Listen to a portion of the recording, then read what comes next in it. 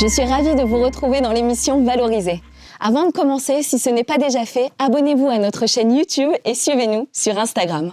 Aujourd'hui, on parle validation des acquis de l'expérience à travers le parcours d'Aurélie Lecoffre, qui a acquis son diplôme après 7 ans d'expérience.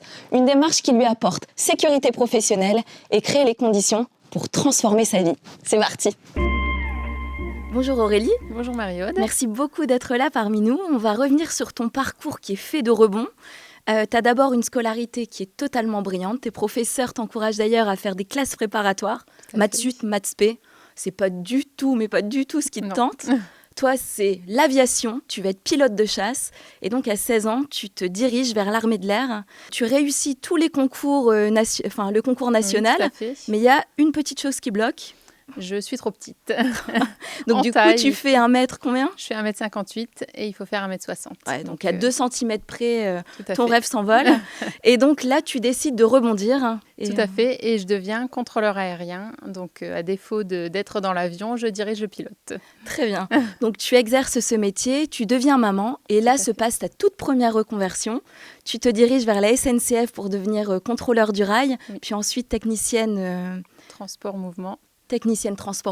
Et encore, tu exerces 7 ans et tu te dis, faut vraiment que je me reconvertisse parce que ta passion, c'est la pâtisserie et tu veux rêves de vivre de ta passion. Oui.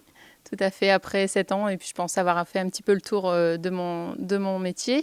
Donc, je souhaite me reconvertir, mais avant ça, je veux sécuriser cette démarche parce que j'ai uniquement mon bac. Même en ayant passé les examens internes dans la SNCF, si demain je quitte la SNCF, je n'ai que mon bac, mais aujourd'hui, j'exerce un métier qui demande un bac +2 si on rentre dans la SNCF directement à la position où je suis. Donc, à ce moment-là, tu penses à la VAE pour sécuriser justement. Tout à fait. J'avais déjà entendu parler de la VAE depuis quelques temps. J'en avais parlé à ma hiérarchie, mais je me suis rendu compte qu'en fait, c'est pas au sein de la SNCF qu'il fallait que je me renseigne parce que ça ne m'aurait rien apporté dans mon travail. Donc, j'ai décidé de me tourner vers une conseillère en évolution professionnelle pour avoir des informations concernant cette VAE. Très bien. Mais par contre, toi, ton métier il est hyper spécifique. Tu écris les process pour justement faire les réparations sur les rails. Sur les voies. Comment, à un moment, on choisit une VAE qui correspond à ce métier ? Oui, parce que dans l'éducation nationale, on n'apprend pas du tout le chemin de fer. C'est vraiment une spécificité de la SNCF.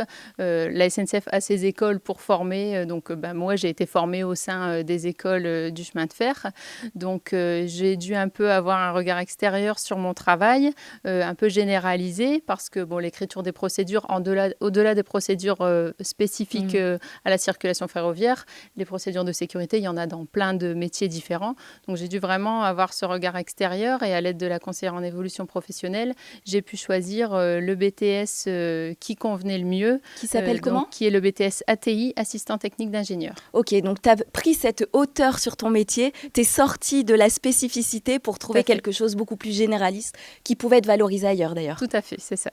Et donc tu es accompagné par plusieurs conseillers, ce qui te permet aussi de structurer, mais aussi de ne pas te sentir seule. Oui, et puis de se sentir motivé un petit peu. Le fait d'avoir des échéances comme ça, des gens avec qui on échange, ça aide bien sûr dans la démarche.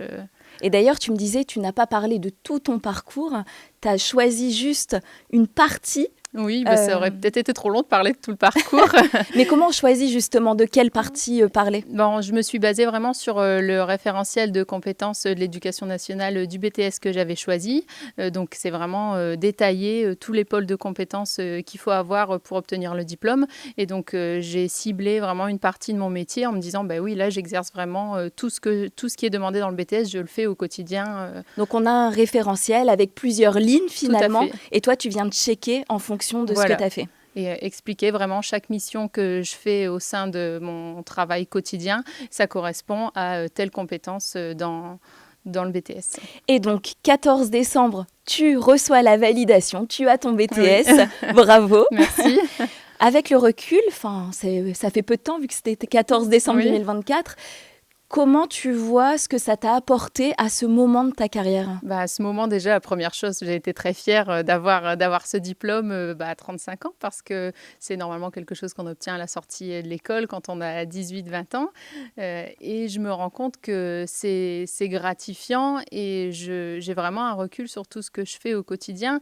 C'est quelque chose, le travail qu'on fait au quotidien, on le banalise, ça devient une routine. Et en fait, en l'expliquant dans un dossier, en écrivant vraiment tout ce qu'on fait et en l'expliquant à l'accompagnatrice qui m'a aidée tout au long de cette démarche, je me suis vraiment rendu compte que c'était intéressant mon métier parce qu'on l'oublie peut-être au fur et à mesure du temps et vraiment de la complexité de ce qu'on fait en fait. Ouais, et puis là, c'est gratifiant de te dire « Waouh, j'ai acquis tout ça ». Tout à fait.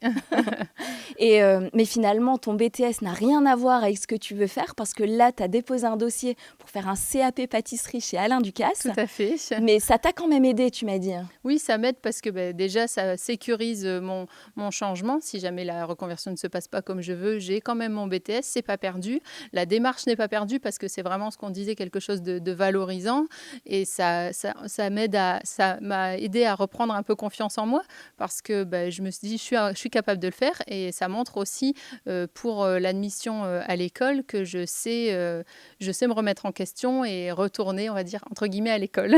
Oui, tu sais te structurer, tu sais encore apprendre, Tout à donc fait. c'est valorisant complètement. C'est ça. Merci beaucoup Aurélie pour ce partage. De rien. On va passer maintenant à un moment clé de cette émission. On va retrouver notre conseillère VAE qui va nous donner des petits éléments pratiques qui vont vous permettre de savoir comment vous engager dans la démarche.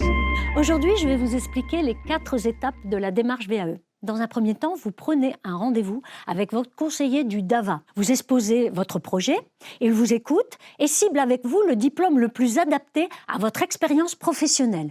Vous êtes prêt pour l'étape 2. Vous devez remplir un dossier de recevabilité. Le conseiller peut vous aider à le constituer. Vous le soumettez au certificateur qui se prononce sur la recevabilité. La recevabilité accordée, on passe à l'étape suivante. L'étape 3, c'est le dossier de validation. Vous rédigez un dossier de validation, le conseiller peut vous aider et vous donner des conseils méthodologiques pour trouver les activités les plus pertinentes à valoriser dans votre dossier. Et il vous prépare à passer devant le jury. Le jury, c'est l'étape 4. Vous allez avoir un entretien avec un jury composé de professeurs et de professionnels qui vont vous poser des questions pour affiner, approfondir certains points de votre dossier, écouter vos arguments et évaluer vos compétences. Merci beaucoup à notre conseillère pour ses précieux conseils. Aurélie, ça te parle d'entendre tout ça? Tout à fait, ça me rappelle les souvenirs qui sont pas si lointains, toutes ces étapes que j'ai franchies. Pour donner une idée à ceux qui voudraient se lancer, j'ai commencé, ça m'a pris 1 an, on va dire une bonne année, à partir du moment où je me suis renseignée jusqu'à l'obtention vraiment du diplôme. Donc ça peut aller plus vite, hein. Moi, je l'ai fait en dehors de mon temps de travail. Je travaille à plein temps, donc j'ai pas mis non plus de côté ma vie de famille pendant 1 an. Hein. Donc c'est vraiment un rythme personnel. On a 3 ans, à partir du moment où on a la recevabilité, on a 3 ans pour faire ce diplôme, donc chacun son rythme. Oui, et puis ça permettrait en plus de pouvoir allier pro et perso et de pouvoir acquérir ce diplôme sereinement. Tout à fait. Et alors, est-ce que tu aurais un dernier petit chose à dire à une personne qui hésite là encore? Qu'elle n'hésite pas parce qu'on n'a rien à perdre, on a tout à y gagner, on peut gagner un diplôme et faire valoriser son expérience, c'est très gratifiant. Un grand merci Aurélie pour ce partage. Franchement, je te trouve hyper courageuse par rapport à ton parcours.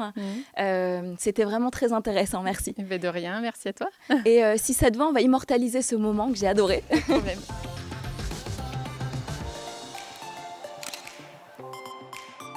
Voilà, c'est la fin de cette émission. Pour plus d'informations, rendez-vous sur le site valoriser.fr. Et si vous voulez être contacté par un conseiller, n'hésitez pas à nous écrire. Et alors, on partage, on like et on suit cette émission. À bientôt dans Valoriser.